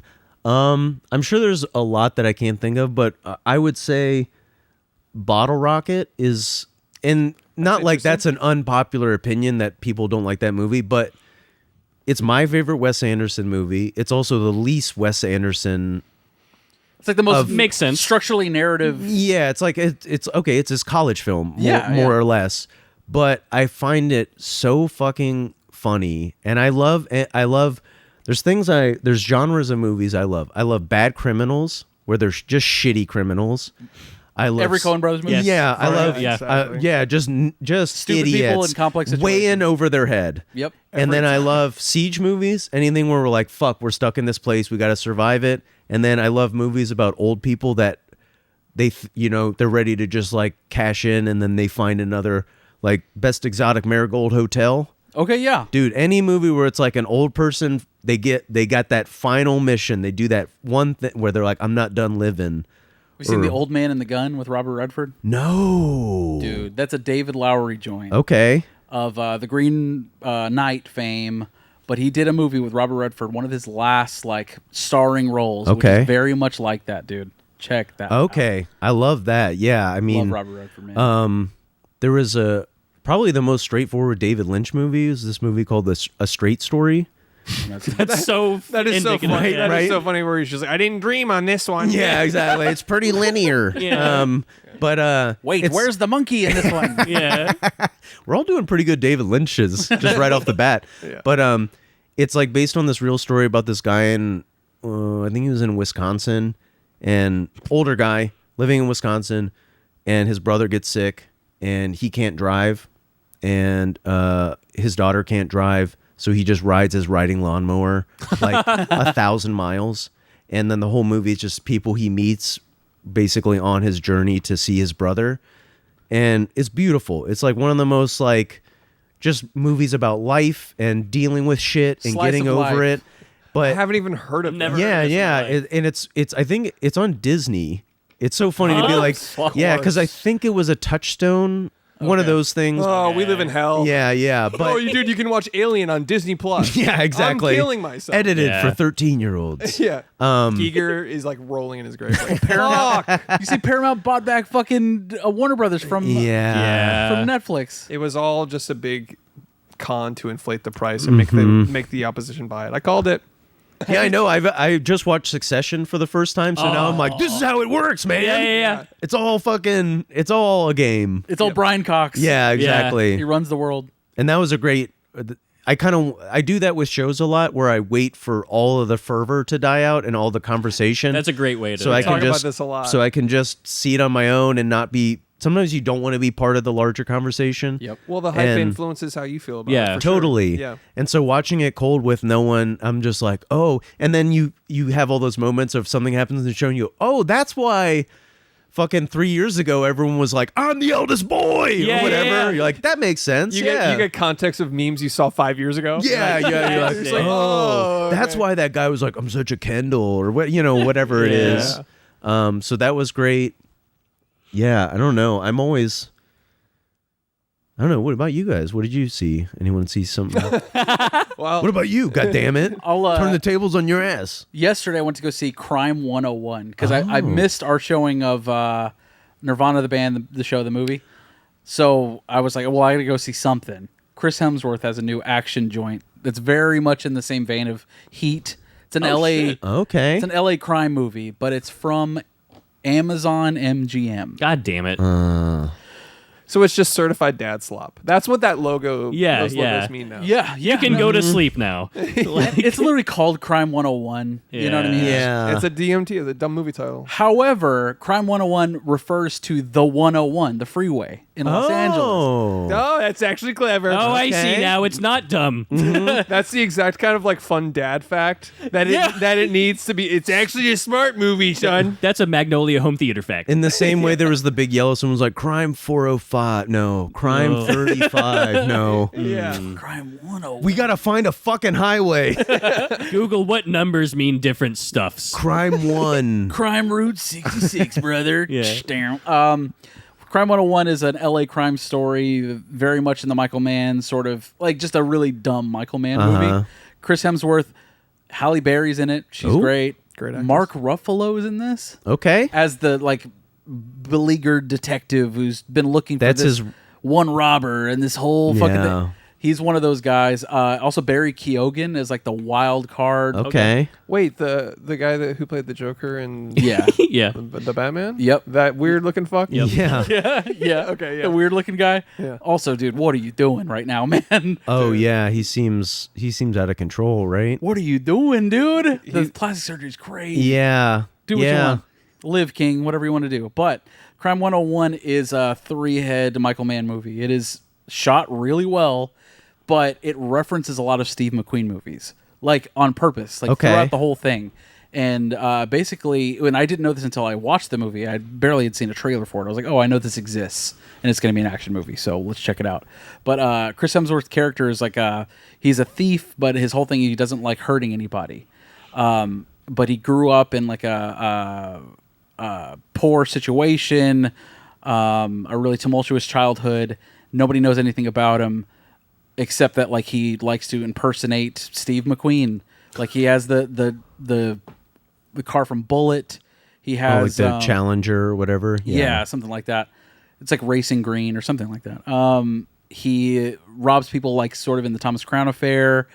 It's Oh, shit, man. Where you going around with the bowler hats? and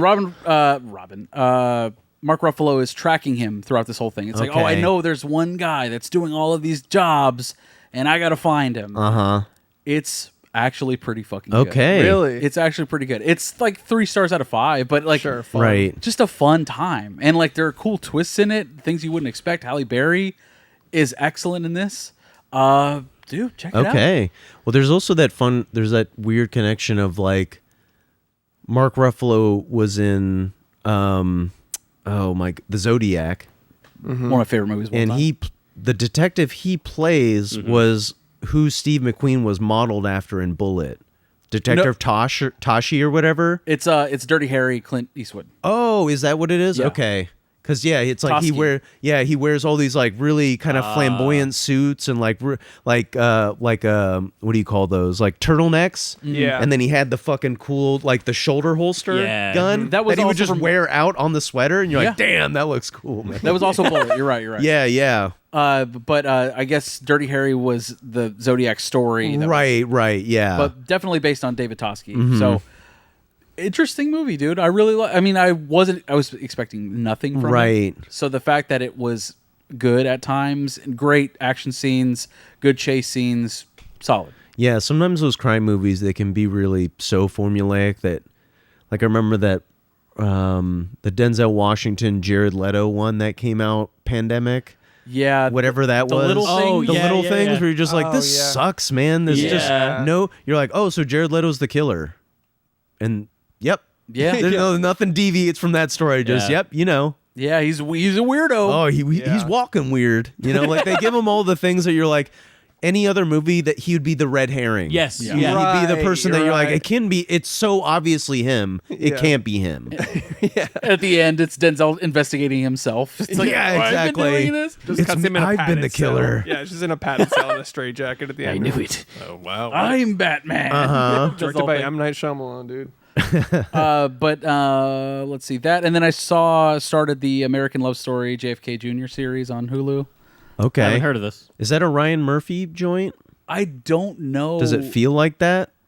Like the OJ series or the Versace and It feels very much like that. Okay. To kick it off, but I want to say this is actually a really well made story. Okay. And the characters the people that they're representing are really well thought out, and they make fun of Mark Wahlberg in the show because Calvin Klein, JFK Jr.'s girlfriend, wife, worked for Calvin Klein, who is a big character throughout the show. right.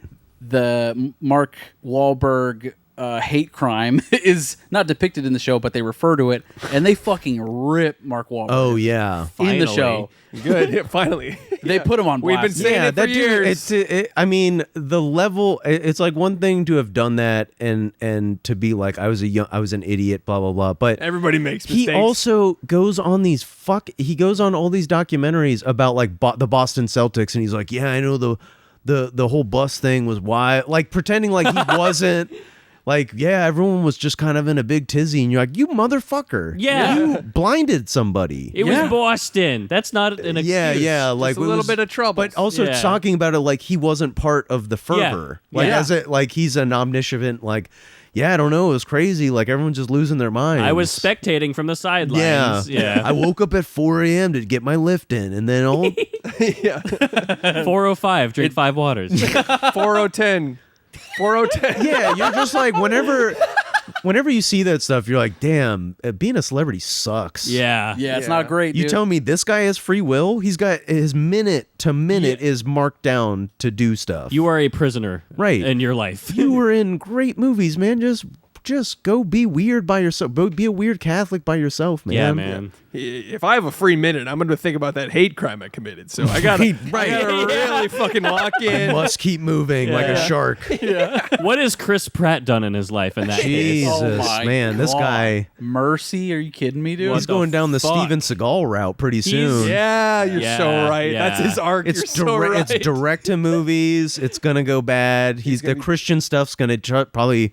He's gonna start doing like the Left Behind movies, Oh, Kirk Yeah. Cameron. whatever. Yeah, but it's Yeah. like now, but I can shoot people, or whatever. Yeah. I'm a tough For guy, though. Jesus. It's man, the movies he's picking. It's you're like the Tomorrow movie, War Tomorrow of War, Tomorrow, the Tomorrow whatever. You're like, who Wars. gives a shit? What is this? I didn't watch the '80s one or the one set in the '80s or the '90s, whatever. You know what I'm talking about? I lose track with of the the Stranger slop. Things girl, the one that they released. I think it was a Russo brothers movie, wasn't it? Oh, yes. Oh, we And it was like a direct to Netflix, and no one talked about it. No one saw it. And it was like $300 million budget. So go to your point. You don't remember it all. It came out like 3 months ago. Yeah, probably. yeah. Dude, the fucking Gray Man. Yeah, Remember Yeah. that bullshit. Russo brothers. These are all just Horrible. these are all just money laundering productions. Yeah. These are like inflated budgets Yeah. that they use to just be like, well, this is just a huge tax write-off. 'cause Right. We spent $50 million, but we're reporting. Dude, the Gray Man cost $300 million. $300 million. Yeah. And you're like, how? Why? Yeah. For what purpose? It didn't look like you see other movies where they had no budget and they're like, oh, you're shooting on location all around the world. Dude, Yeah. All these Nosferatu was like movies. $1 million. Yeah. And then you go to these other movies and you're like, that I felt like Like, why is Red Notice when I the most think back expensive to movie of Gray all time? Man, I'm like, I can't even think of any city that they were in. Just No. all vague. You're like, it could have just been Vancouver, BC Yeah. the whole 100%. time. It was green screen. Is But what you're it was. like- It was like they had like one outdoor shot, but the rest was green screen. Right. It's just like, okay. Every Japanese Godzilla movie cost about $800,000 to make. Dude, I mean, Japanese -0? Yeah. Or Minus one. -1. That's Dude, really I funny. always mess it up. I'm always like, Godzilla +1? Like he's coming Ah, to a shit. wedding. Wait, isn't the Divided isn't the by Can I bring three. Mothra?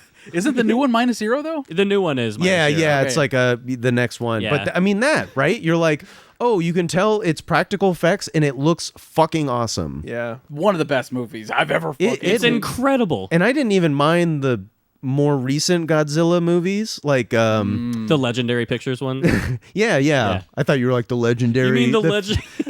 But like the first one, I mean, Godzilla.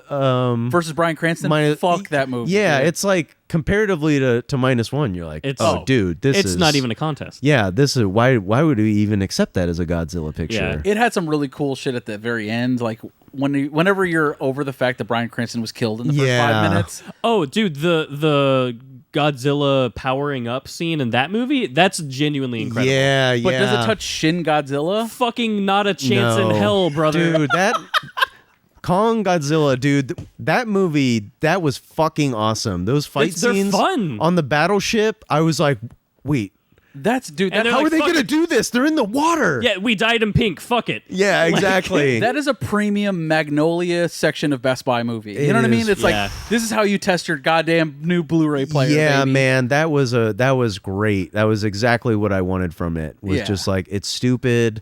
You don't really have to pay attention too much to what's going on. You get the Mech Godzilla at the end, like Yeah. that ruled. Kisses in the soundtrack. I'm fucking here. Yeah. dude. Yeah. Let's rock. The whole man. like the city that they were fighting in, I think it was in China, but they all had like neon buildings where you're like, that I don't even know if that's true. Yeah. But just the design of making the city pop a little bit more on the screen. Yeah, it's like a Neo Tokyo, like Blade Runner. Yeah. Yeah. Like kind of cyberpunky. dude, they pulled the Pacific Rim.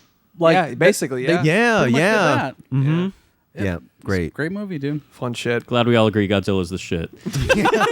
And on that note, I mean, it is interesting where you see that coming back and all the Universal monsters coming back, like Frankenstein, Dracula. You're like, oh yeah, it's just It's all eternal. yeah. These are the archetypes. rinse and repeat. Mm-hmm.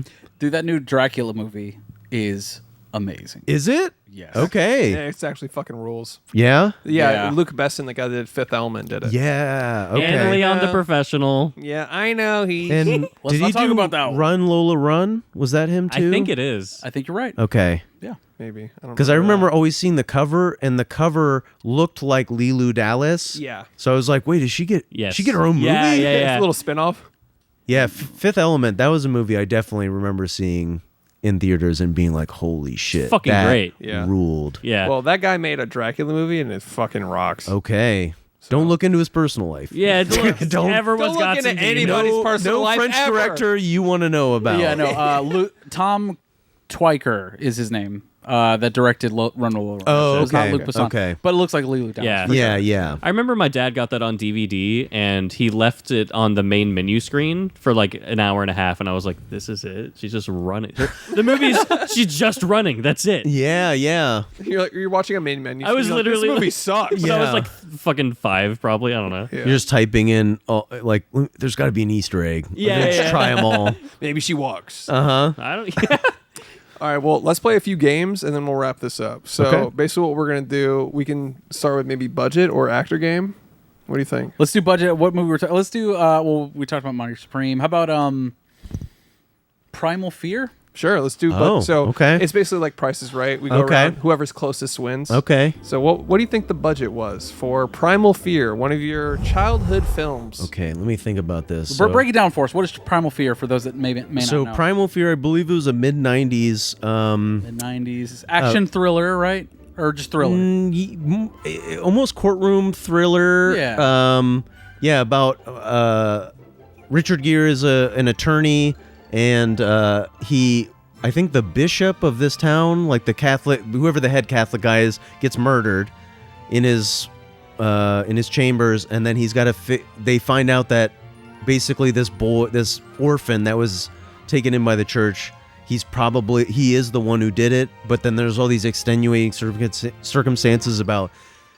Was it a justified killing? Was it? It's so funny to hear all this music. Like it to me, I'm like, it's wrap it up, and I'm like, Yeah. and then he got mad, and but yeah. So it's just like it's one of those things where it's not so much a who done it, but it's like a why did they do it? Why done Is it? there a justified? why it's done a, it? Why done it though?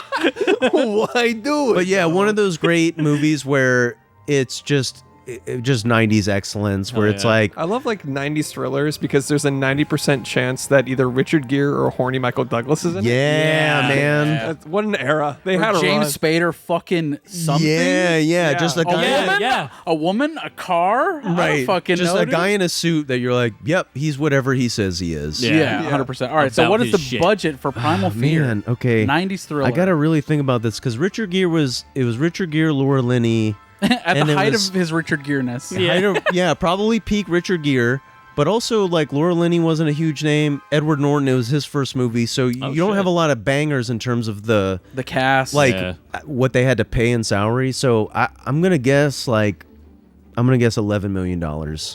That's a solid Alright. guess. I've never seen this movie. I'll go 7 million. All right. That's probably really low. Richard Gere. Let me go 4. 4 million. What's going Wow, on? okay. I'm going to say 20, and I actually think it's higher. But Alexa, how much did the movie Primal Fear cost to make? Primal Fear cost $30 million to make. Damn. Wow. It's a big budget right there. Damn. Richard Gere, peak 90s. Yeah, he's like, I need 10 million. Yeah. Off rip. Yeah. Yeah. You know how many hamsters I'm going to buy with this fucking. You know how many salad? moms I fuck? Yeah, I got a free Nepal, man. It ain't cheap. All right, so along the same line, another movie we talked about, Godzilla versus King Kong. Okay. Let's go summer fun top-down blockbuster. How much does that movie cost to make? Jesus Christ. $400 billion. Yeah, I know. It's at this point, it's just weird. It's just astronomical numbers. It's like Stranger Things, where it was like 17 movies worth of budget on episode. But they all end up in the same place. I'm going to buy them for $5 in a Walmart bin. Right. Yeah. Or Those are- Netflix. Like, I never watched the final season of Stranger Things. Again, I guess maybe I'm just waiting for every... But then there was no heat. Like, it felt like even the people that were super into it didn't talk about it. Like, Yeah. we're Yeah, like... it totally fizzled out. Yeah, it was just like, that was awesome, or that sucked. It was just like, man, I guess it's... Yeah, they burned through it in a weekend, and now it's out of the culture. Mhm. That's what Netflix shit is. It's fucking weird. Okay, so... Budget of King Kong vs. Godzilla, 189 million. 189. Solid guess. 189. Solid. Very specific and I'm solid. gonna be a piece of shit and say 190. No, I'll go. I'll do 150. Okay. $233 million. I'm gonna go 200, but real quick, I was just thinking how funny it would be to spend like $200 million an episode to drop the Stranger Things episodes, and then for collectively the entire world to just go mid and move on. Yeah, I know, right? Whack. Fuck you. Bye. Like, in production for 5 years. the more you think about it, like the Sopranos ending, whether you think about it or whether you agree with it or not, the conversation that still goes on about it, you're like, best finality of any show. Yep. Best Like, show there's ever. probably better ones that, like, I always think of 6 Feet Under That's a good as one. really, like, A conceptually really good ending. really great. And also, I mean, it is fan service. It is like, hey, we're going to show you basically in like 3 minutes what happens to all these characters after we leave.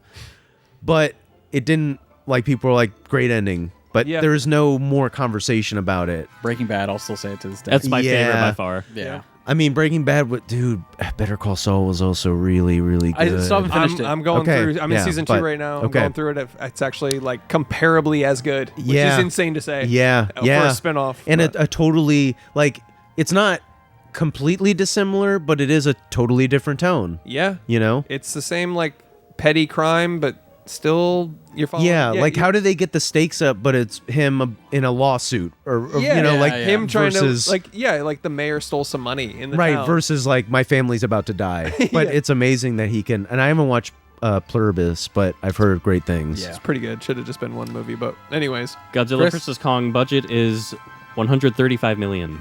Oh, Leaving me the victor. Wow. You guess 150? Yeah. wow. That's pretty good. That's a low budget for a Godzilla movie. Yeah, I just thought CGI alone, that's got to be 90 people. Any just American action working in movie, shifts. that's a fucking nothing budget. Yeah. Now, do you have a favorite actor? You know, I mean, I'm sure it shifts, but I'm a big Walter Matthau fan. Okay. So So I'm out. Yeah, I don't know who that is. Walter Matthau, he was in Grumpy Dennis Old the Men. Menace. He was in Grumpy Old Men. Oh, Really? He's got that look. He looks he's- like the Mad TV he's- guy, but older. Yeah, he's got a face that tells you he's been through some shit. Yeah. But in the 70s, he was in action movies for the 70s. So he was in Taking Pelham 1, 2, 3 oh shit. okay. with Robert Shaw from Jaws. That's a great movie. And a wonderful, like, old when you're like, oh, that was when New York was shitty. Yeah. In the 70s. He was also in this movie called Charlie Varick, where it's like kind of a bad, he's a criminal, but he gets in over his head. Like, he steals money from a bank. He's a bank robber, but then he finds out the money he stole was the mob's money. Classic. So now he's got to get out of town Yeah. without anyone know. It's wonderful. And he also did a movie called Hopscotch, which is kind of like he's in the CIA more or less. I'm in. And it's all watching it. shot in like Europe. And it's great because the tone of the movie, yeah, it's all this like all these international like spies kind of like, you know, all this stuff going on, but it's not super serious. Like, he's so smarter than the people chasing him that it's almost like a Home Alone Oh, wow. type thing, where it's like, oh, I'm in here. No, I'm not. And Have so you seen 3 Days of the Condor? it's been a long time. That But I was I gonna gotta- say, like, that feels like a lot Yeah. what you're describing. That movie Just kind of that like, oh, it was just a different like Thunderbolt and Lightfoot.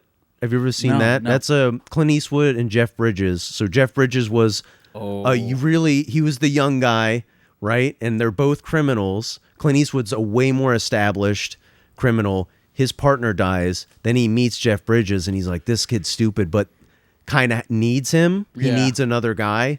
So the whole movie is just Be like, your partner, man. yeah, I'm the, and it's cool to see young Jeff Bridges. Yeah. Where you're like, oh, he's got it. He's always had it, but he's so different than Jeff Bridges now. He's not. This is pre-dude. This is pre.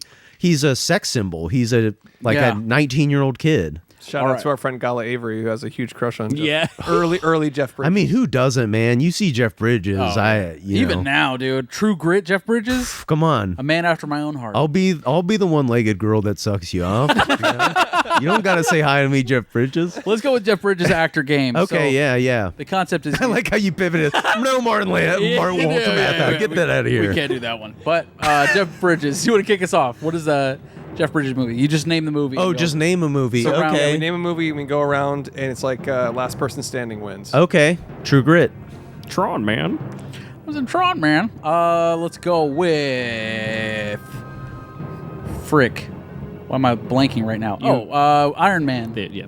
The Big Okay. Lebowski. Mark the scraps. Thunderbolt and Lightfoot. Hold on. Give me a moment. And Holding. I'll be right there. I'll be right with you. Hold on. And I will be right there in just a single moment. In 3, 2. I'm blanking. I'm nervous and I'm blanking. I'm out. The Vanishing. Jeff Bridges. Jeff Bridges, man. man. I was in Tron, man. Shit. It's like digital jazz. Tony Stark built this in a cave. The box of scraps. Can't think of that one. There's one on the tip of my tongue. I'm not going to remember the name. I'm out. Wow. Big Lebowski. God I said damn it, it. but we'll I was accept looking it. at both of you like the one movie that we all know from. Well, it's- Game He did say it. I did Oh, say it. you did say I it. did, but Okay. yeah, go okay, ahead. no worries. I'll say Tron 2 then. Okay, all right. Okay. So we'll give, Starman. Ooh, that's a good one. I go Tron Ares. Okay, let's go. We usually don't accept sequels, Yeah. but we'll allow it. Oh, okay. We're allowing okay. it. We're allowing it. Wait, We're- that's on us. We're not That's saying what we didn't say. We didn't say the rules. We also have a rule where if someone goes, "Did you say this?" and you did, then you're out. Okay. we're just like, hey, you. By the way, you've been out By the way, 10 times. and also, Yeah. if I'm on home base, you can't touch me. No, but like, because if you do like it's like Star Wars 1, Star Wars 2, Right, it you just like go goes. down, yeah. It's if it's the same person, you just You never do that with Tron, though. This is the first time all 3 movies have been Yeah, brought that's up. true. yeah. fair. Crazy Heart. God Ooh, damn it! That's good a good one. movie. That's a good one, man. Hey, you see a kid around here? I lost a kid. Where's the guy? I'm an alcoholic. I lost a kid, man. I like to drink, man. I'm a pickup truck. Blown Away. Oh, fuck yeah. Okay. Blown away. It's funny to have Never heard that movie. Ah, good one. Yes. Yeah. Deep cut. You're just making stuff up. Him and Tommy Lee Jones are in that one. Oh shit. Tommy Lee Jones, I think, has a Cajun accent, Yeah, which the is raging real Cajun. in and out, real in and out. he's a psycho in that one. And Lloyd Bridge is also in that movie. shit. Yeah, they play father and son. And Bo Bridges as well. Oh shit. I'm kidding. Yeah. He's- Oh shit, you just gave me another one. Shit. You fucked up. I goofed. I done goofed. Jeff Bridges, man. Josh also always wins this, so he's gonna go all out to try to be. We're here for 3 hours. Like, give me a second. Yeah. The club is calling you. You're like, I'm busy. I'm glad you brought up Starman, though. I fucking love Starman. Yeah, it's a great movie. Solid, right? Great. Because I'll go in, especially when I have long drives. I'll listen to John Carpenter like scores, and man, that Starman one is a really if you want to like, it's a good gym song too. It just keeps building. Yeah. Great stuff. I think I'm You're out, stalling? dude. Okay, Ooh. Fabulous Baker Boys. Let's freaking go, dude. Congratulations. Thanks, man. You did A it. guest on the show wins W. the game as Even though I lost it twice. You didn't know the rules. you to be didn't fair. know the rules. Yeah, I was like Big Lebowski. You're like I literally just said that. That's Big part of- Lebowski 2. Ah. I don't know if he was in that one though. Oh, that's right. Are you talking about the Jesus? Yeah. Wait, what? Oh. Oh, the yeah. John Turturro. Yeah. I forgot that existed. Yeah, I He think a wasn't- lot of people did. Yeah, shit's whack. He wasn't in it, but I don't. And it was a John Turturro. He directed it, right? Did he? I think so. What the fuck? Not Cohen. I think it was John. Yeah, I think it was him. Mm-hmm. Damn. All right. Anyways, thanks for listening to There Are Too Many Movies. Check out Zach on tour. ZakToscani.com. Is that the best place? Yeah, exactly. He's on tour right now. He's crushing it. Forgot to ask him about Comedy Central writing credits, advice writing credits, but you What are you know, gonna do? buy a ticket. Maybe he'll mention it. There you go. You can request it at a show. Right, exactly. Request it at every show. No more jokes. Run down your resume. Can you just read your website? All right, later, Toads. See? Meow.